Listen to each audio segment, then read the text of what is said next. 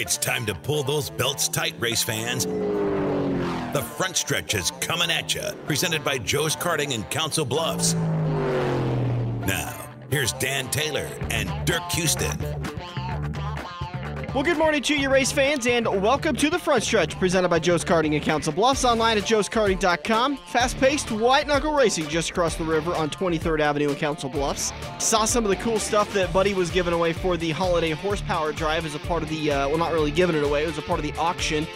One of them was really cool. It was a tire from Scott Bloomquist during the Silver Dollar Nationals that had a clock in it. Yep. I asked him if that was the one that exploded, and he said no, they didn't have. He wasn't able to get that one. That one didn't. It didn't make it out of the hauler. So yeah, but really cool stuff. If you missed it, you can go over to the Holiday Horsepower Drive Facebook page. You can always still donate. I'm sure there's still some items that maybe didn't get an auction on it that you could take advantage of. But pay attention to it next year. It's usually about the first week in November.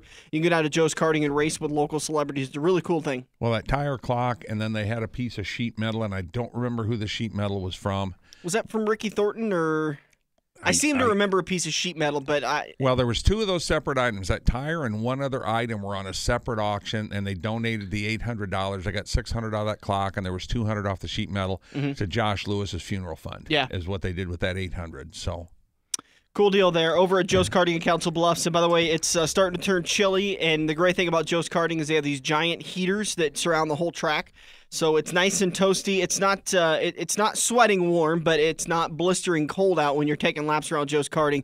I think they usually keep it somewhere around 50 degrees, so you still want to take a jacket and maybe even some gloves if you have problems with your hands staying warm. But what a fun time over at Joe's Karting. I can't wait to get over there, especially next Sunday. I'm going to go over and turn a couple of laps before we go over to the Homestead Viewing Party and have some fun. Yeah, they had a pretty good turnout. I think the last number I heard was the $4,000 bracket for what they raised. Wow. And I did see a piece about it. They had some news coverage over there. So awesome event. Again, you can get more information on that. Holiday Horsepower Drive, that's the charity that the fundraiser, the Racing with the Stars, benefits. All right, today's show, we are going to recap Texas, talk about a couple of the news and notes that happened out of Texas, and a surprise closing for a dirt track here in the area, so we'll talk a little bit about that. Turn number 2, we'll talk about the NASCAR headlines, everything that's been surrounding NASCAR in the last week. In turn number 3, we'll sit down with Mr. Fantasy Chad Robb, because there's only 2 races left, and people need to know what they don't know. Well, if they've got the drivers left. But... yeah. There's about 5,000 different ways you could play fantasy leagues, and you hook them up with tips on about the top 10, top 15, right? Absolutely. Go to fantasyracingtips.com, and I got all your fantasy advice that you need for just about every game that you could think of. And that'll be coming up in turn number 3, although Chad's going to join us the whole show, so you're going to be chiming in and out as we're talking about all this different stuff. And then turn number 4, we will preview today's race at Phoenix, and all the information you can get for that. Plus, we'll talk a little bit more about the Homestead Viewing Party coming up next Sunday at Quaker Steak and Lube. Let's kick things off at Texas. Dirk, there was a lot of comers and goers. I got one thing before we cover. We lost another local racer here this last week, 82-year-old Fred Anderson. And I grew up with Fred living about 10 doors up the street from me, so I've known Fred for a long time, know the whole family. Big drag racer, was inducted into the Nebraska Motorsports Hall of Fame back, I believe it was in 2011, but was a house builder for years, and I was reading an article that somebody had on him here recently that he had raced at like 53 consecutive U.S. Nationals, starting with the original one. So he was active, a long time in the sport, but if anybody didn't know that had happened, rest in peace, Fred.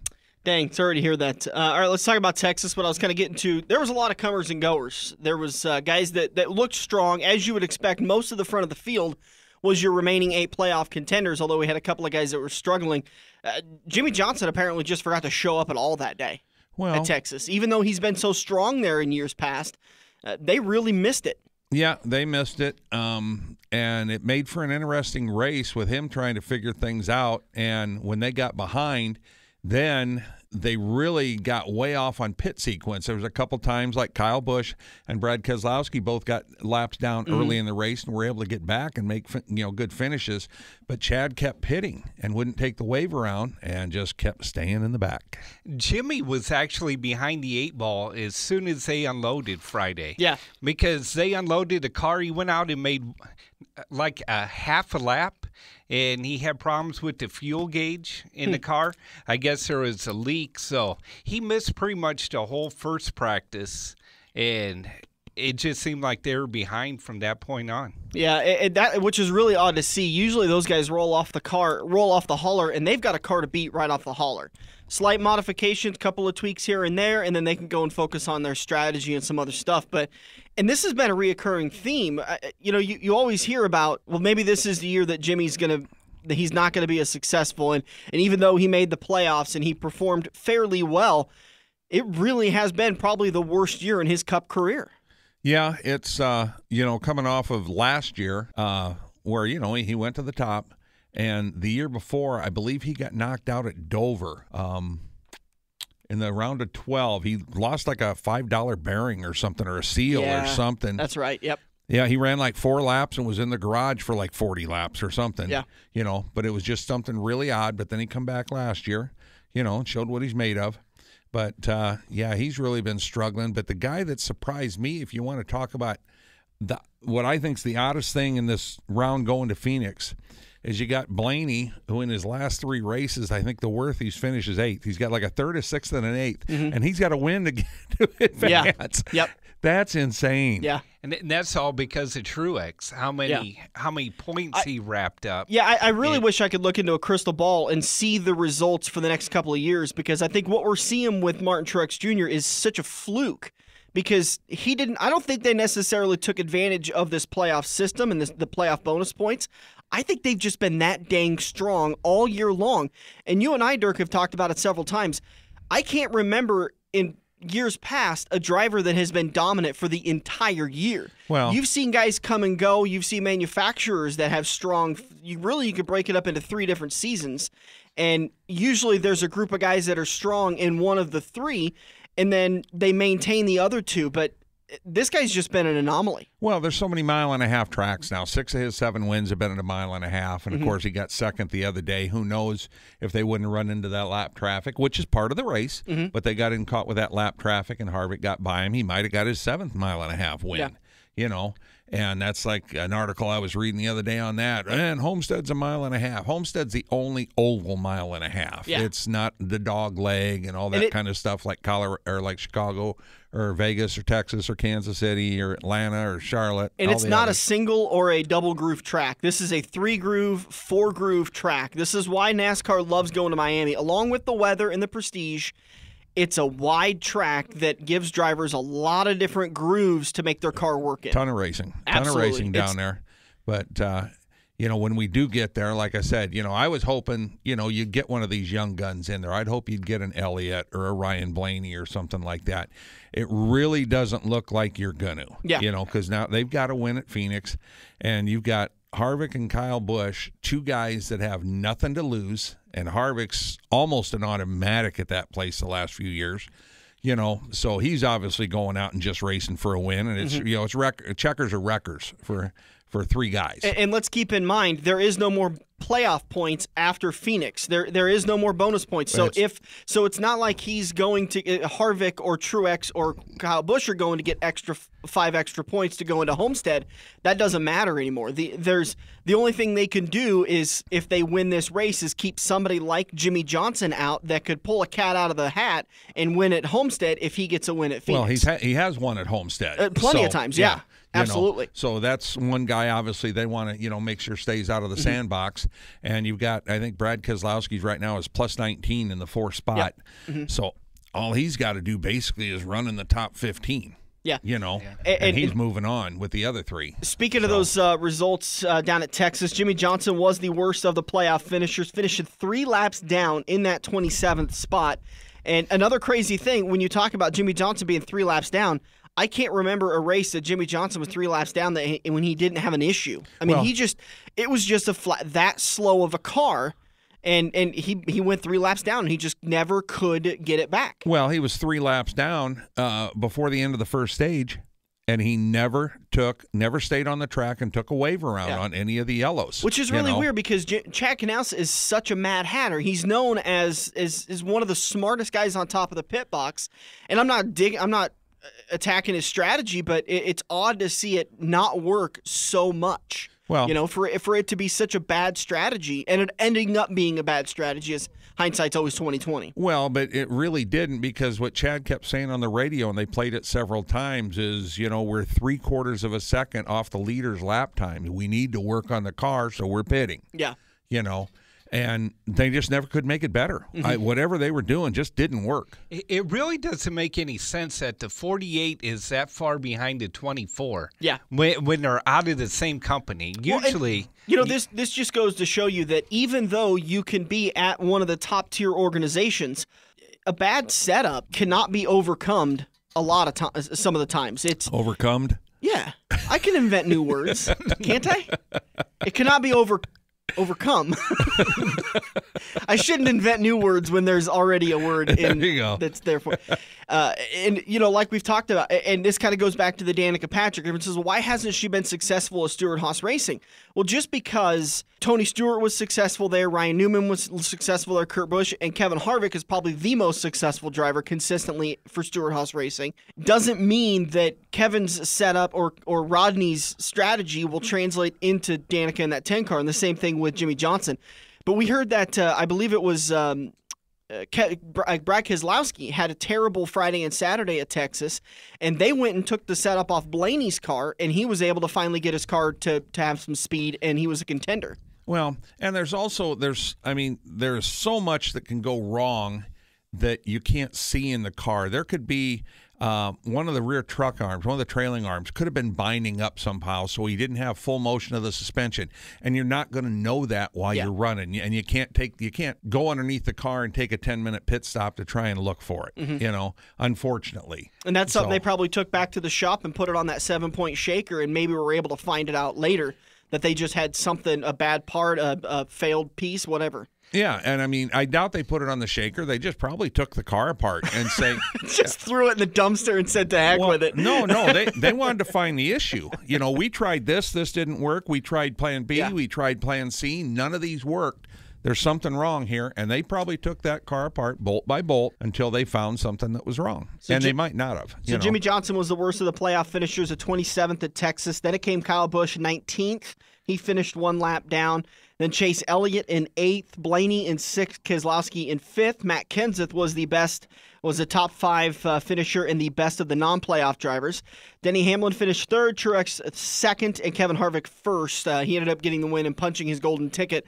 Guys, I think this is a godsend for Kevin Harvick and that 4 team, because you talked about how strong he's been at Phoenix. I think that Phoenix mojo is gone for the 4 team.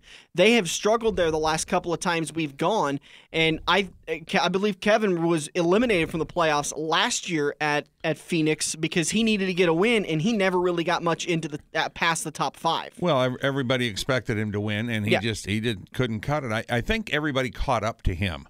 What he was doing, and he was running such a line through like 3 and 4 at Phoenix. He was clear down below the yellow stripe, and nobody else could go down there. But now everybody else is going down there with him, so his advantage, so to speak, is gone. So it's a good thing for him. He punches his golden ticket, and it puts a lot of guys in quite a bit of a bind going into Phoenix. The thing about Harvick is he hasn't led a lap in the last 2 races at Phoenix, but before that, he led 1,023 in the 6 races. Good God.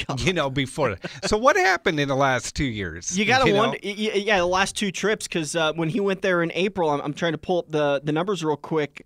Finished 6th after starting 23rd at this race earlier this year, and like you talked about, he didn't lead any laps. So it was you do wonder how quickly this sport changes. They were so dominant there for a long time, but just in one trip, just like a flick of the finger, all of a sudden he's not near as fast. Well, in the spring this year, though, the end of the race got all jumbled up, didn't they? Because they had that late yellow, and there was 8 or 10 cars stayed out, Newman being one of them, and he was able to hold on for the win. And then everybody else that had come in for tires, because Harvick, I think, was running like second or third when a bunch of them came in for tires, so they ended up going back and starting 11th and 12th and had like a green-white checker. And, you know, he moved up half a dozen spots, but Newman was able to stay up there. And I think Kyle Busch that chased him down or was trying to chase him down? It was Kyle Larson. Kyle Larson. Finished second, but Kyle Busch had that race won. And with 7 laps left, Joey Logano got a flat tire, hit the wall, brought out the caution. And I think Ryan Newman was running 7th at the time. And the top 6 came in to get 2 tires. And boy, you saw Samantha Bush on top of the pit box just pulling her hair out. Watching. I think that was a string of races that Kyle had just some misfortunes that kept him out of victory lane. All right, we got to take a break. We'll come back in turn number 2. We're going to talk about a couple of the news and notes, including a local track that closed here that has announced they are not going to be opening up for 2018 unless they are able to find a buyer. And our good old happy, friendly, go-lucky driver in the number 62 in the Xfinity Series, Brendan Gaughan, kind of had his fire suit in a bind on Saturday at Texas, and we'll talk about his championship title weight fight with Ross Chastain. We'll do that plus so much more coming up. We all have that coworker that runs their mouth off at how great they are. They shot a 5 under par, 95-mile-an-hour fastball, bench press 375, brah. Wouldn't you love to shut them up by schooling them at Joe's Karting? Council Bluffs' premier indoor karting track, professionally designed so each corner is your opportunity to embarrass your coworker. Call Buddy for your next company outing at 712-256-5278. Joe's Karting, white knuckle racing just across the river on 23rd Avenue next to AMC 17. This week's young gun on the front stretch is 20-year-old Riley Payson. Riley grew up watching his father and his uncle Brian race hobby stocks, and from day one at the racetrack, Riley knew he was going to be a dirt track driver someday. That day came 4 years ago when he started racing go-karts, and after 2 seasons, he moved into the Sport Compact class. In the last 2 years as a Sport Compact dirt track driver, Riley's racked up 8 feature wins, qualified for the IMCA Super Nationals, and won the track championship at Sports Park Raceway in Fort Dodge, Iowa. Outside of racing, Riley enjoys watching sports and relaxing at his favorite fishing hole. Someday, Riley hopes to compete against, and of course beat, his brother in a hobby stock. But in the meantime, he's focused on picking up more track championships in his number 65 Schmidt Construction, Keys Farms, Fierce Herbicide Sport Compact. This week's Young Gun on the front stretch has been presented by Little Sunset Speedway, presenting the Turkey Chase at the Lancaster Event Center November 24th to the 26th. We have all been there before. Broken car part in your hand and some snot-nosed punk behind the counter has no idea what he is talking about, but he guarantees that this part will fix your car. You pay an arm and a leg for the replacement, get it home, and sure enough, it doesn't fit your car. Now, learn from your mistake and give an experienced salesperson at Kosiski Auto Parts a call today at 402-731-4592. Kosiski Auto Parts will get you back on the road with your arms and legs still attached. We're hooked up in turn 2 and still showing the green flag on the front stretch. Welcome back to it, heading into turn number 2, and it's time to talk about some of the NASCAR news and notes that have been circulating around the garage for the last week or so. But let's reverse here locally. Big surprising news that came out of Columbus, Nebraska, as US 30 Raceway announced, or US 30 Speedway announced at their awards ceremony last Sunday night that the owners had decided to close the track effective immediately and have no intentions of running in 2018, but the track is up for sale, and so somebody can purchase it and run the track. And from what I'm gathering on Facebook, this was a total surprise from the community, and a lot of heartbroken drivers, as a lot of people love to make their way up to Columbus and do a little bit of racing on Thursday night. Well, I was reading, and I saw that they were averaging like 90-some-odd cars a night, which is a decent field. Yeah. I'm not sure. I think they ran 5 classes up there.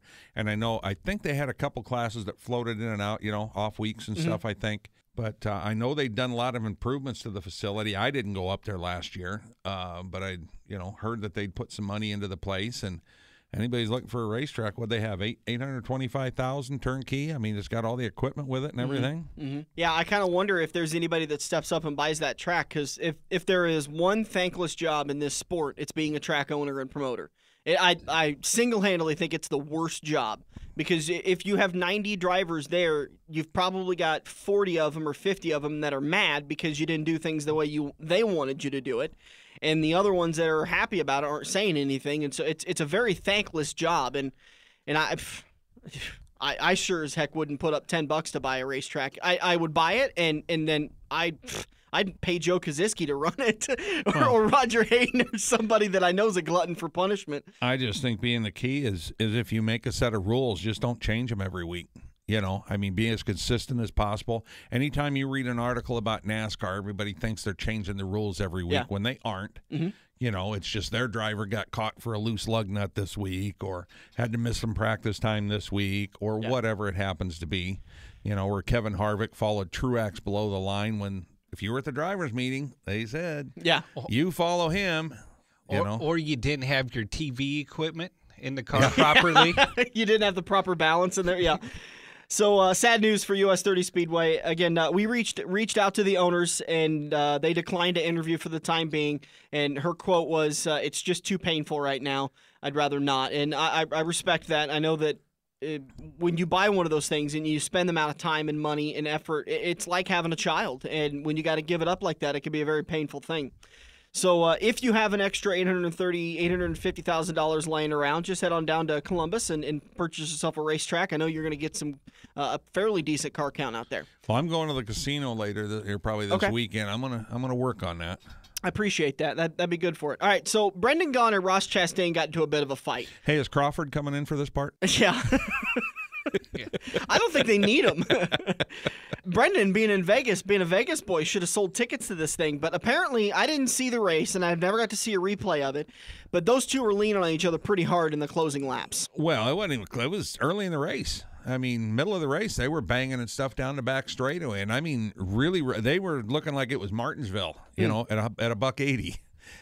They were flying and they were banging. And each of them had a story that, well, he did this, but he did this. But, the first story I read, Ross says, I know I've got a reputation, for this, that, and the other thing. And, that was Brendan's deal, as he said, it's not the first time. Yeah, and he was just sick of it. Yeah, he goes, I'd had enough. And from Ross's account, this kind of the scary part of it is that Ross said that it was him, and he was naming some other guys. I don't know who they are or what their positions were, but it was about two guys on his team, plus one of his teammates. There was about 3 or 4 guys, but he said that Gaughan came down with about 10 to 15 Probably guys. The full crew.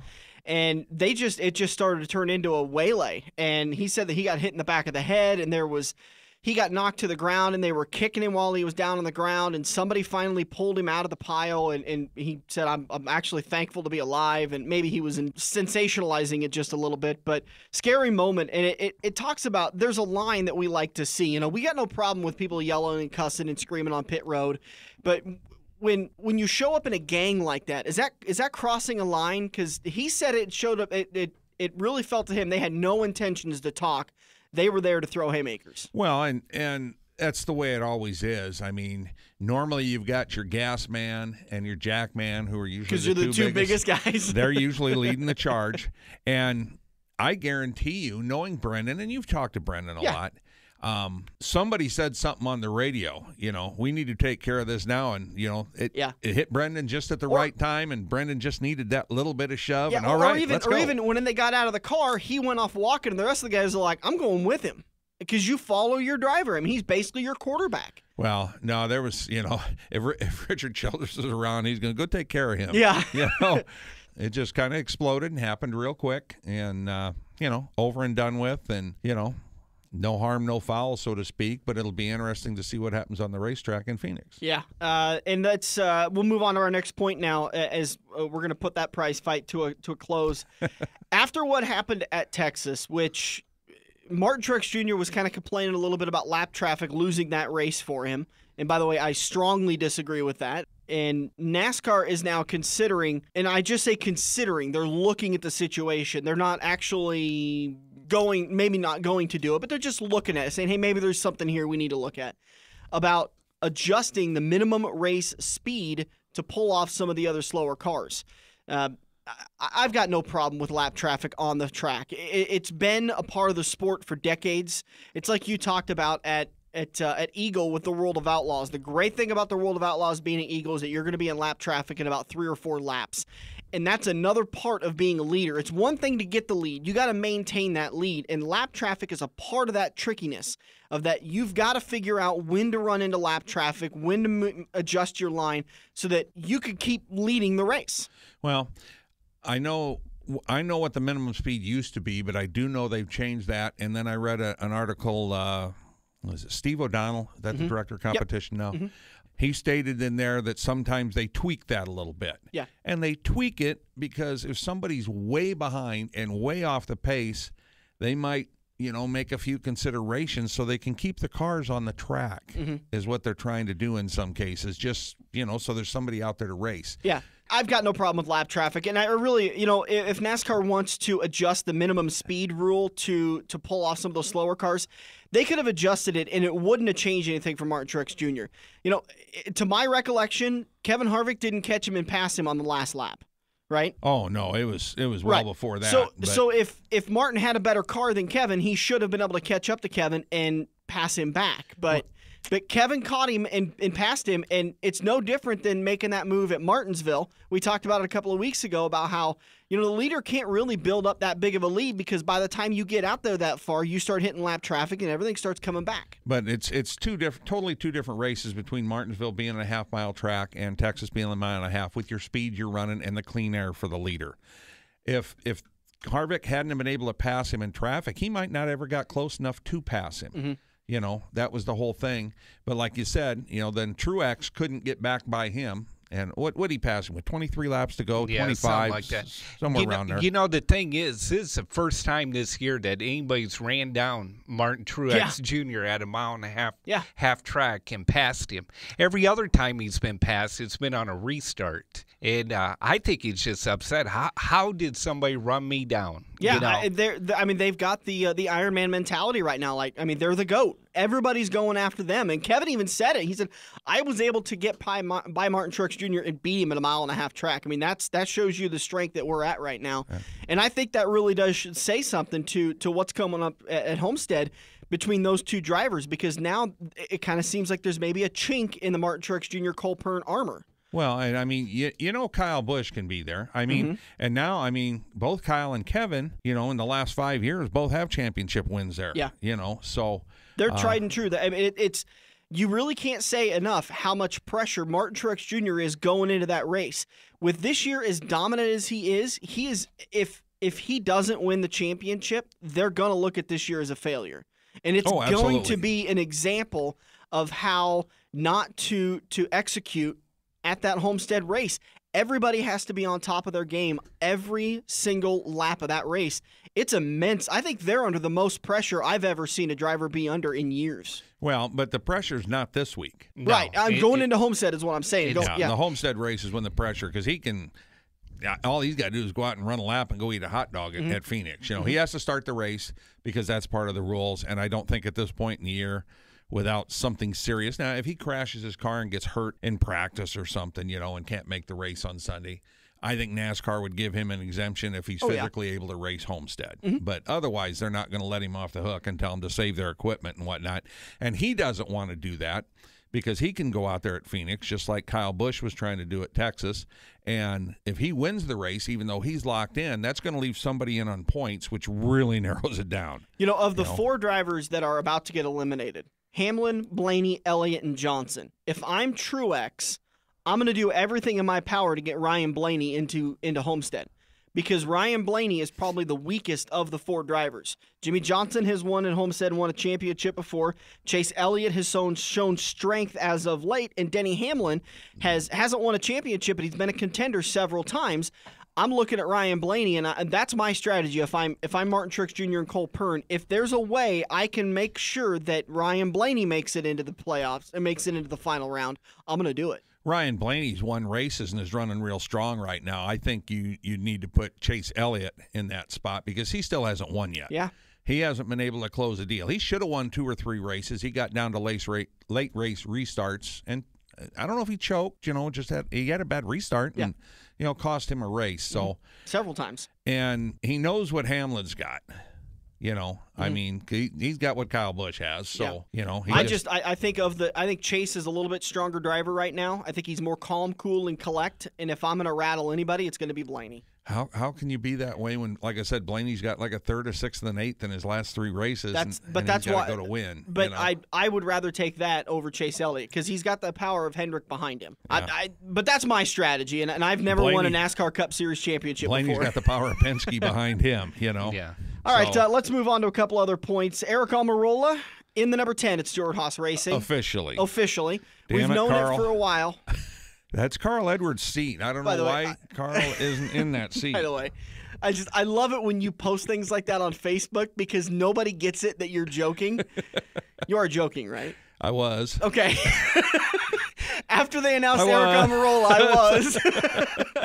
So Eric Almirola is going to be the driver. They didn't say for how long. Do you know if it's a single season deal, if it's just a multiple year deal, and they haven't announced the exact length? I'm not sure. I thought I saw something that it was 3-year contract, but I know on my Facebook page, my Fancy Racing Facebook page, I got a lot of negative feedback when I posted my article, about Eric Almirola taking over that car. A lot of people are not happy about this. The thing is, there's a lot of really quality drivers out there that aren't getting rides, and we're going to talk about it more coming up here later in the show of why, but it's Eric deserves a good shot, as does anybody in that garage deserves a good shot. And Eric, he's like David Starr and J.J. Yaley, who we've talked to before, and I'm missing the Travis Kvapil, who we've talked to before. Eric has a great relationship with Smithfield, and it's not necessarily a bought and paid for ride, but Eric's built that relationship with Smithfield, so he's going to get a shot for a couple of years of Stewart-Haas Racing. Well, my guess is whatever Smithfield signed for, that's probably what Eric's got signed for.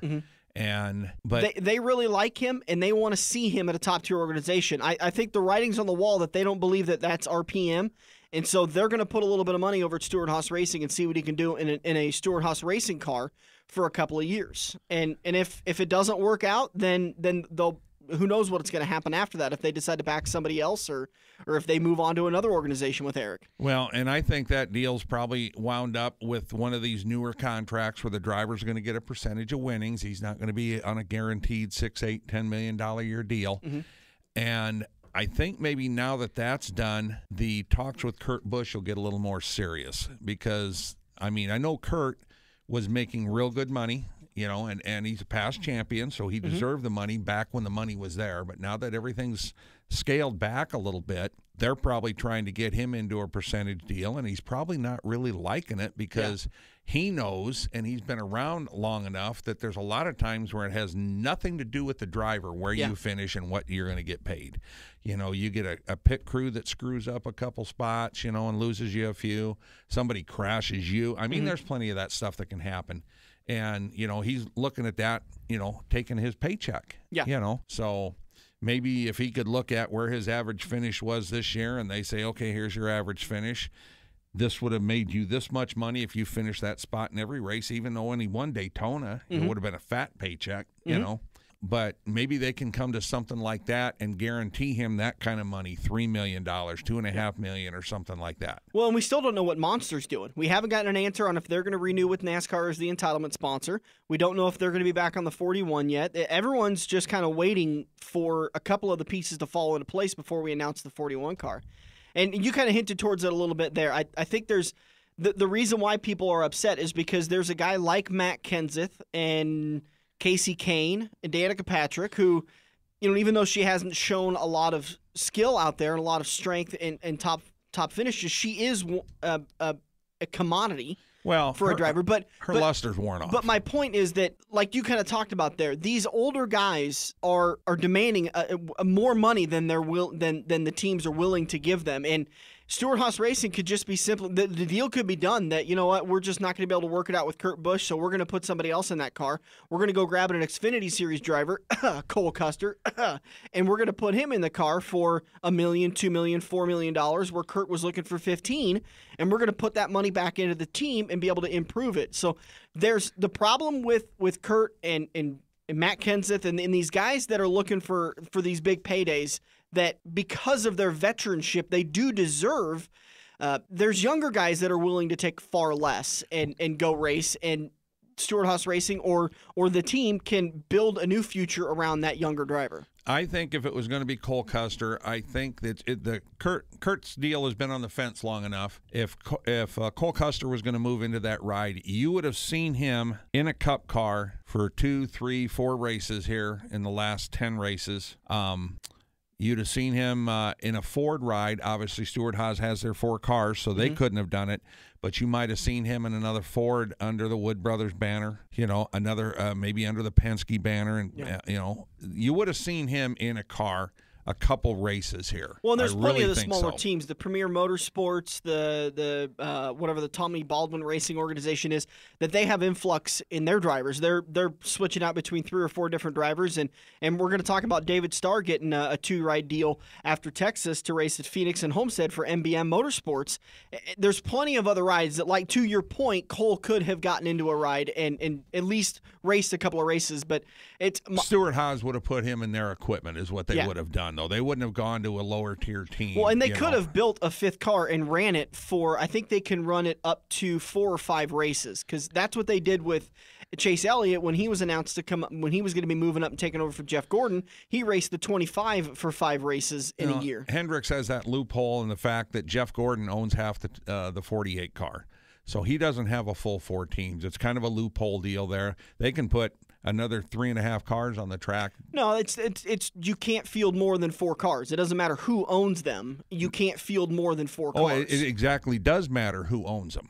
That's why for a while you saw cars being owned by Mrs. Jack Roush and all kinds of silly stuff.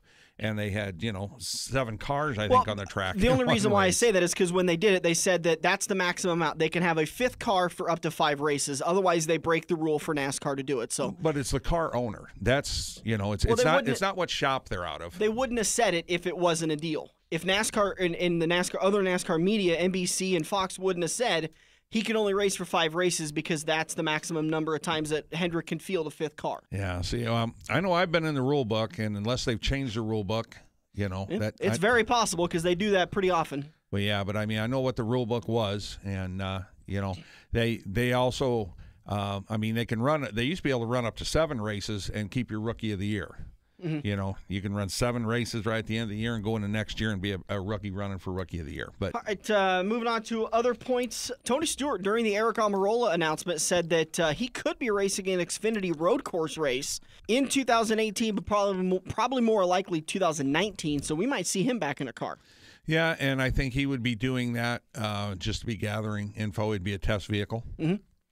He wants to do the Charlotte race, from what I understand. Well, and that's kind of what some of the NASCAR media was talking about this week, was that if he does it in 2018, it'll be the Saturday Xfinity race before the Sunday Cup race, and he will kind of be helping NASCAR a little bit with some testing information and Goodyear a little bit, and obviously Ford and Stewart-Haas Racing for Sunday's operation.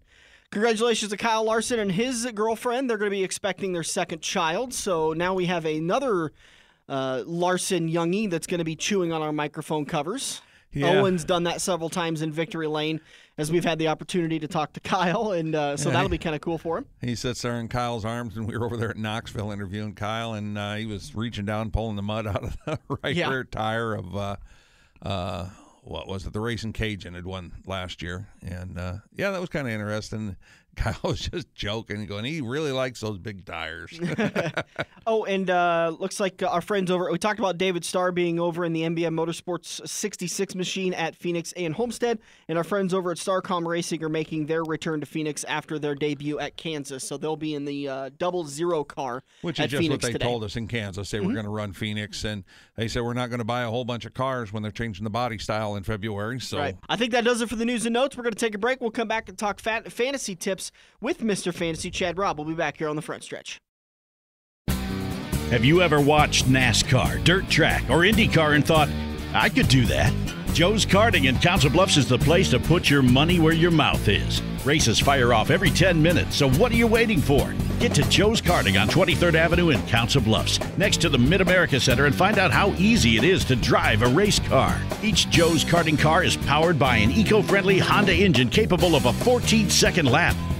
That's if you're as good as you think. If you love wings, if you love rings, and all kinds of other tempting things, great times, great food, get to Quaker Steak and Lube. Quaker Steak and Lube is the official watering hole for the front stretch and the best place to catch all the NASCAR action today. Open at 11 a.m. with delivery available to Council Bluffs. Great times, great food, get to Quaker Steak and Lube. Feather the brake and get back to the gas. Dan and Dirk are headed into turn 3 on the front stretch. Welcome back to the front stretch. Heading into turn number 3, and it's time to sit down with Mr. Fantasy. It's fantasyracingtips.com, right? Yes. Okay, that's the website for you to head over to. You can purchase a year-long membership, and you'll get all great information to help you win your fantasy league. You were talking about off mic, you've got a new formula. Is this available for on your website, or are you kind of in testing phase right now? Oh no, it's on the website. I use it every week. I post a preview article for each race, and I put the top 15. What I do is I have this fancy racing model that I use, and what I do is I put in track history, I put in what kind of track they're racing at, like this week results on flat tracks, results on 1 mile tracks, and then throughout the week I put in the practice times, practice 1, practice 2, practice 3, I put in the 10 lap averages to 15 lap averages, and I put in all this information, and then it spits out who the top 20 is going to be, and it's been about 80% accurate the last 6 weeks. You can get that on fantasyracingtips.com. You're going to give us a little bit of love today. Obviously, we're recording before any of the practice results and qualifying results at Phoenix, so we're at a little bit of a disadvantage, but there's an overall, you can look at a track and look at a guy's history and just say, oh, Martin Truex Jr. is going to win. That's pretty much all you have to say this year is Martin Truex Jr. is going to win. Well, it used to be whenever we went to Phoenix, you say, okay, Kevin Harvick, now who's going to finish second? But it's not that way anymore. Yeah, I've been really surprised. He has, like we kind of talked about back in turn number 1, they haven't been as strong. They're still strong. They're still a good contender.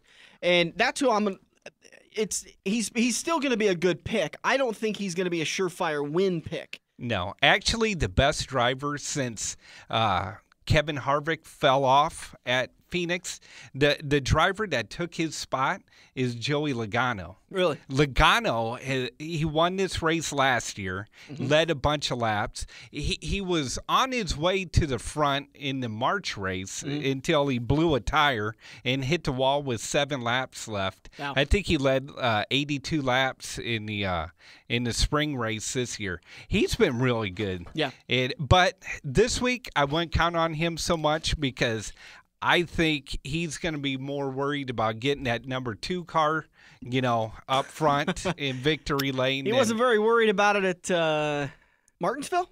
Yeah, it was Martinsville. They raced a lot. Yeah. And he could have very well pitted and saved Brad Keselowski's chances, but he stayed out. That was crew chief's call. Crew chief blew that. Yeah. Joey couldn't see how bad the smoke was or where it was coming from, so... Do you think there's team orders? After that situation, me personally, no, I don't. No? I don't think there's any orders to help each other. When they're out there competing, it's go get the win for Shell or go get the win for Miller Lite. You don't worry about what your teammate's doing. Okay, now, one of the other drivers I like this week is Denny Hamlin. And he's been up and down at Phoenix. He's won there before. I think 2012 was the last time he's won there. He's been really good on the flat tracks this year. But one of the reasons I really like him is because I think them Toyotas are going to gang up to help him out in practice to try to get him to victory lane so they could get 3 Toyotas in that final 4. Yeah, that very well could be. You got to wonder about that manufacturer alliance that worked together hard to get as many in there so that way we can win that manufacturer's championship. So did I just hear you say a Toyota's going to take Brad Keselowski out? Is that what I heard you say? It could happen. If I was a betting man, I'd put my money on that 18. So are you? Who's ended up in victory lane on Sunday? I think it's going to be Kyle Busch. You think so? You know, he's been dominant since the early summer races, and he kind of slowed down. He really needs to build up some momentum going into Homestead, and he's been one of the best drivers at Phoenix in the last since they refigured the track, really. And I think he's going to really go out there, try to dominate, put an exclamation point on this and say, hey, I'm here going to Homestead. Don't forget about me. Going into Homestead, it's a bit of an odd race. It's going to be it will have stage races. We will have, or stages. We will have the 3 different stages, but we won't have points in those stages. So finishing first in that stage won't award you 10 bonus points. It's going to be a plain and simple, just like we had last year. First place gets 40, second place gets 39, 38, 30, on down the line. So do you think that's going to factor into people's strategy as far as how hard they're pushing all race? I think so. I mean, why wouldn't you short pit or something like that so you could get track position after the stage is complete, when the next stage starts.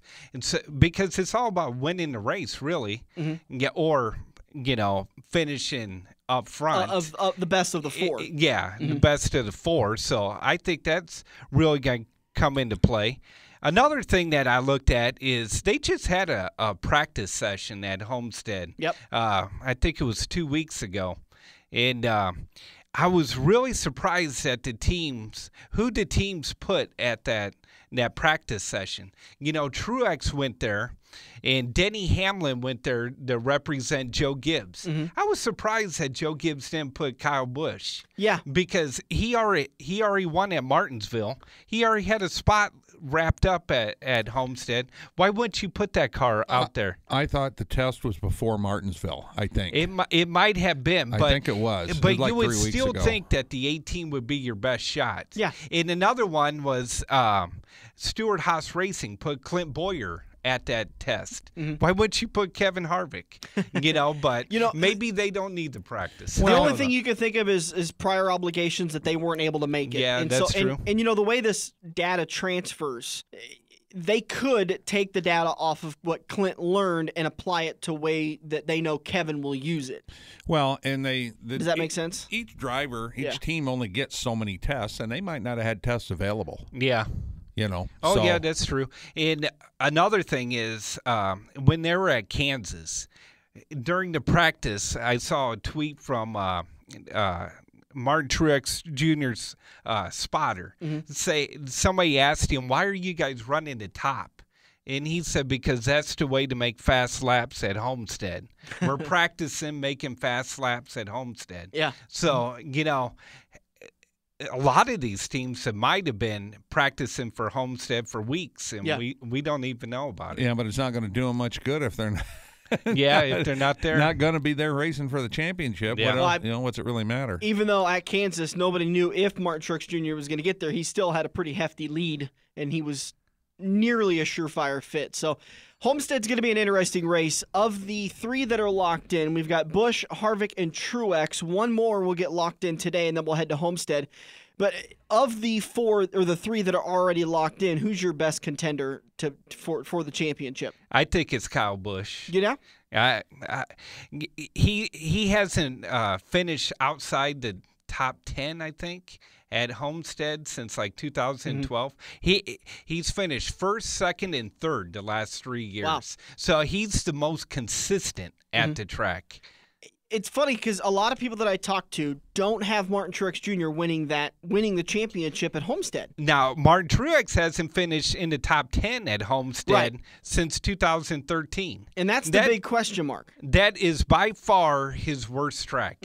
And I think that's why they have been focusing so much on getting their car hooked up for that track. You would think, as strong as they've been on the mile-and-a-half tracks, that it would be a no-brainer. They go there and dominate, but really, the results haven't been there. And maybe Gibbs hasn't shared quite enough information for that championship track as they share with the other tracks. You kind of wonder if the data sharing stream has shrunk just a little bit. Well, it's been several years, and that's the second year obviously tied up with Gibbs, but they only race there once a year. It's not like they're going to Texas, which is the same as Atlanta, the same as Charlotte, and the same as Las Vegas, basically.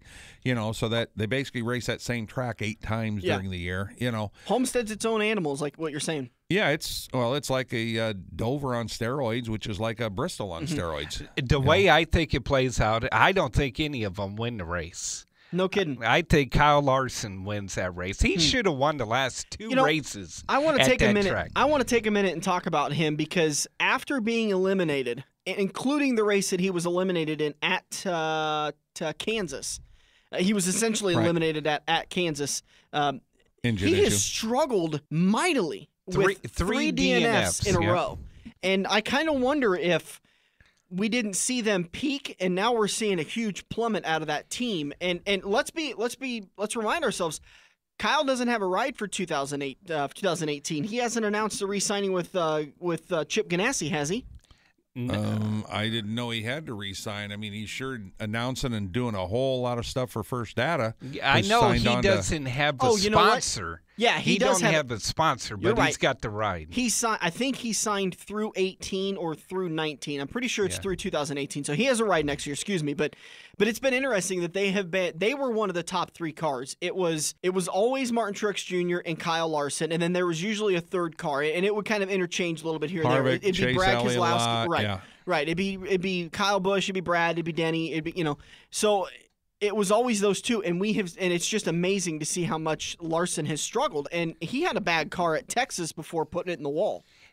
Actually, excuse me, no, he didn't. He had a pretty good car at Texas because he won stage 2. Yeah. I think part of that is just, what are we racing for? Mm-hmm. The mental letdown, getting knocked out as they did, just that had to, mess with his mind. Yeah. It, mess with the whole team's mind. We haven't had an engine failure in 12 and a half years or whatever it's been, and we're going out and we're having our normal run, and we're going to move to the next round, and we lose an engine. Yeah. Kyle Larson will be one of the drivers that I'll be watching today at Phoenix. And the reason why is he finished, I believe, 3rd in this race last year. Mm-hmm. He finished 2nd in the spring race at Phoenix. So he really runs well at Phoenix. If he runs well today, then he'll be my pick for Homestead. That'll be, and I was really interested to hear his comment at his interview after he wrecked out at Texas, and the last thing he said was, "I can't wait for the final lap at Homestead," and he just walked away. And really, to your mark, it really spoke about how heartbroken and how let down he is, and he just, I don't think he has any fight left. He spent it all trying to get through Kansas, and to have it let down, now they're on cruise control for the final races. They'll come back at Daytona stronger than ever. Yep.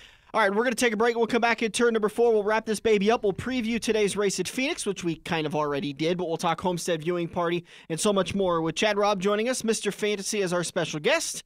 And Dirk and I will be back here in just a little bit here on the front stretch. This is Andrew from Koziski Auto Parts. Koziski Auto Parts is an insurance-quality used parts supplier that can match your foreign or domestic car or truck needs. If you have a damaged or broke-down car or truck, we guarantee a clean and quality part in next-day fashion. Koziski Auto Parts, your neighborhood premium recycled parts supplier. Call any Koziski Auto Parts salesman today by dialing 402-731-4592 or visit us at 5040 I Street in Omaha. Koziski Auto Parts, our quality used parts will match your car or truck's needs.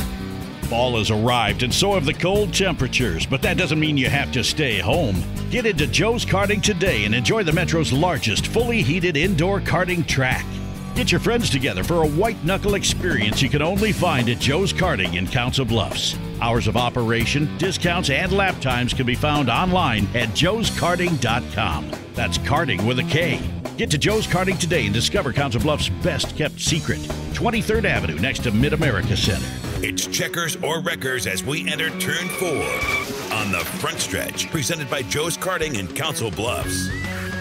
All right, guys, heading into turn number 4. We'll do a quick turn 4 because we've had a lengthy turns 1, 2, and 3. We appreciate everybody joining us today and talking about the NASCAR news and notes. Some of the results, it's been pretty NASCAR heavy, as it will be for the next couple of weeks. Not a lot going on in the dirt world other than US 30 Raceway Speedway being put up for sale and closed indefinitely. So that's the only kind of real news around here. And then there's also, I think, the Duel in the Desert's going on right now. Actually wrapped up last night. Yeah, I saw a lot of stuff on Facebook, but didn't see a whole lot of guys locally that were going down. So I don't know who actually went down there yet, but like I said, we're recording on Thursday, so maybe we'll see some results on Facebook from the locals here in the next couple days. Coming up today, the Can-Am 500K at Phoenix Raceway kicks off on NBC and MRN. I believe the coverage starts at about 12:30 with the green flag waving at about 1 o'clock. This race last year, I'm going to pull up some of the earlier the Phoenix race this year. Ryan Newman got the win off of a staying out strategy. Kyle Larson came home second, Kyle Busch third. Ricky Stenhouse Jr. comes home fourth, Brad Keselowski fifth. Brad Keselowski rounds out your top 5.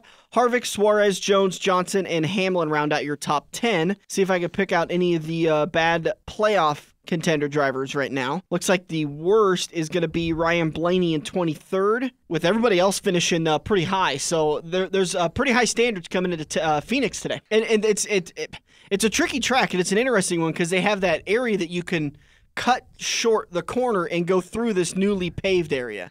Well, the back stretch has always been a dog leg, and if you come real high out of 2 and get up to the wall, you can carve. I would be interested to find out exactly how many feet or yards you would carve out by driving down that short deal. But you really got to have a chassis and a ton of brakes to get slowed down and get into 3 and stay on the bottom, because you can't run the top in 3 and 4 and do anything at that place. The first one that will try that cutting the dog leg or whatever they call it will be Denny Hamlin.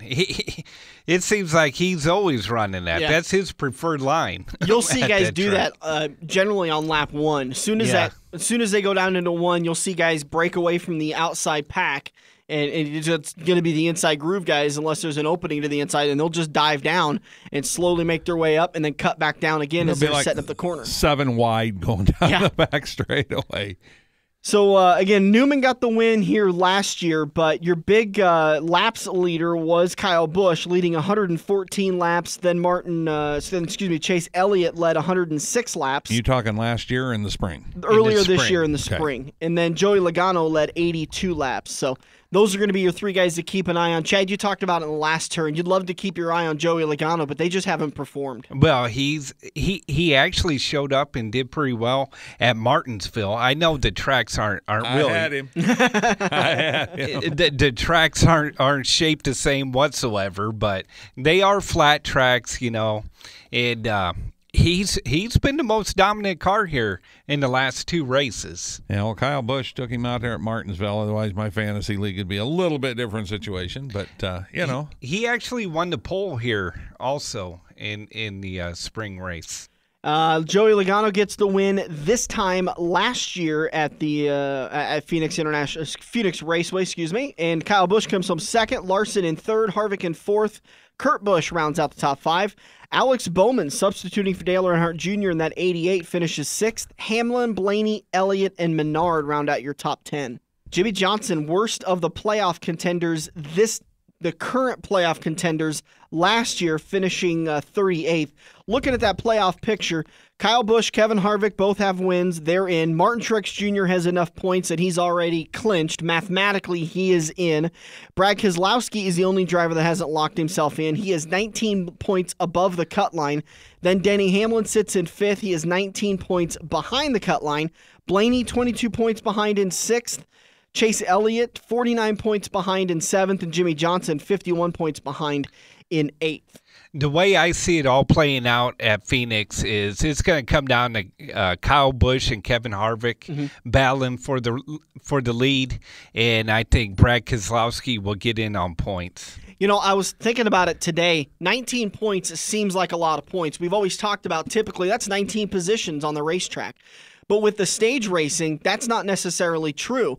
If Denny Hamlin finishes 11th in stage 1 and Brad Keselowski wins it, Now Brad's only got to find 9 positions on the finishing order. Yeah, but didn't you say earlier that they're not giving stage points this race? At Homestead. Yeah, this race they are not. For Phoenix they are, but Homestead no. Well, I think earlier you said they weren't for Phoenix and meant maybe to say Homestead, and I was like, I thought that was just Homestead. But correct, and to make sure that it's said correctly, they're giving stage points and playoff points today, but they don't carry into next weekend at Homestead. In Homestead, there's no stage points and no playoff points. Right. So it'll all be just straight finishing position points. Who's ever the fastest guy out of the 4 wins. So those 19-point lead for Brad Keselowski, that can be erased pretty quickly if he's not up into the top stage finishing points positions. Or if he wrecks his car on lap 1 like he did last week and doesn't get any stage points. Yeah, that could it's so that 19 points, like it's kind of talked about, that can get erased very quickly with this new stage points. I mean, you can go out there and rack up 20 points off of winning both stages.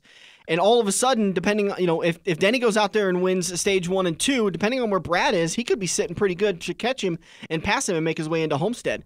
And that even translates, I think, for Ryan Blaney, only 22 points behind the cut line.